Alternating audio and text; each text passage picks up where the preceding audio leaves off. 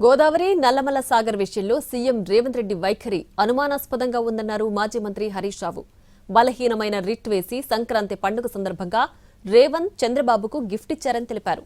బనకచర్ల ఎజెండాతో ఢిల్లీలో జరిగిన మీటింగ్లో సంతకం చేశారని తెలిపారు హరీష్ రావు.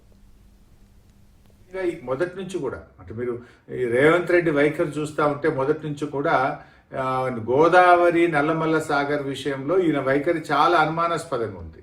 అంటే ఈ సంక్రాంతి పండుగ సందర్భంగా రేవంత్ రెడ్డి గారు చంద్రబాబు నాయుడు గారికి ఇచ్చిన గిఫ్ట్, ఈ బలహీనమైనటువంటి వృట్టు వేసి చంద్రబాబుకు గిఫ్ట్ ఇచ్చిండి ఎలా రేవంత్ రెడ్డి గారు, అంటే గురుదక్షిణ చెల్లించుకున్నాడు.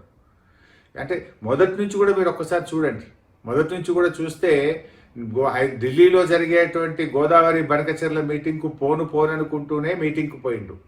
ఎజెండాలో లేదంటూనే ఆ ఎజెండాలో బనకచెర్ల మీటింగ్తో ఉన్న ఎజెండాలో సంతకం కూడా పెట్టిండు. సంతకం పెట్టనే లేదు అని బుకాయించే ప్రయత్నం చేసిండు. ముఖ్యంగా